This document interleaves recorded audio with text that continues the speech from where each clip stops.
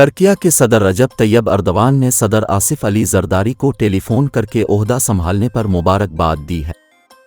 ऐवान सदर के एलामिया के मुताबिक सदर रजब तैयब अर्दवान और सदर आसिफ अली जरदारी के दरमियान होने वाले टेलीफोनिक राब्ते में दो तरफ़ा अहमियत के उमूर पर तबादला ख्याल किया गया। एलामिया में कहा गया कि पाक तुर्की सदूर ने बाहमी दिलचस्पी के शोबों में ताआवुन मज़ीद बेहतर बनाने पर जोर दिया। इस मौके पर सदर आसिफ अली जरदारी ने तुर्क सदर के टेलीफोन और नेक तमन्नाओं पर शुक्रिया अदा किया और उन्होंने तुर्की के अवाम को रमज़ान की मुबारकबाद दी। एलामिया के मुताबिक सदर ममलकत ने रजब तैयब अर्दवान को जल्द पाकिस्तान मदऊ करने की ख्वाहिश का इजहार किया।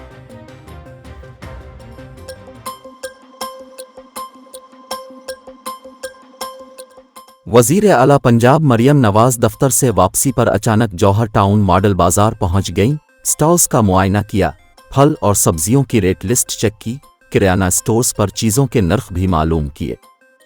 ख्वातीन ने फलों के नर्ख ज़्यादा होने की शिकायत की। वज़ीर आला ने ख्वातीन से बातचीत की और उनके साथ आए बच्चों को प्यार किया। इस मौके पर मरियम नवाज ख्वातीन से घुल मिल गईं, उनसे दरियाफ्त किया कि रमज़ान में क्या बना रही है। एक बुजुर्ग खातून ने वज़ीर आला को मुखातिब करते हुए कहा, लोग आपके साथ हैं क्योंकि अवाम के मसाइल एक औरत ही समझ सकती है। वज़ीर आला का कहना था कि गरीब आदमी का ख्याल रखने के लिए ही आई हूँ। एक बुजुर्ग खातून ने केला, खरबूजा और दीगर फल अचानक महंगे होने की शिकायत की।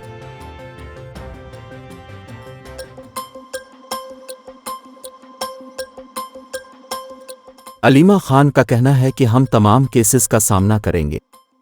लाहौर में इंसदाद दहशतगर्दी अदालत के बाहर मीडिया से गुफ्तगू करते हुए अलीमा खान ने कहा कि उन लोगों ने अपनी ड्यूटी समझ रखी है कि इमरान खान को जेल से नहीं निकलने देना। उन्होंने कहा कि तफ्तीशी अफसर कई माह गुजरने के बावजूद तफ्तीश मुकम्मल नहीं कर सका। जिन्ना हाउस हमला केस की समाअत पर आए तो जज ही मौजूद नहीं। अलीमा खान का कहना था कि कभी तफ्तीशी अफसर नहीं आता तो कभी जज नहीं आते। लोगों को 9 माह से तंग किया जा रहा है, तफ्तीश मुकम्मल नहीं हो रही। उन्होंने मजीद कहा कि हम पर नून लीग का दफ्तर जलाने का मुकदमा दर्ज किया गया।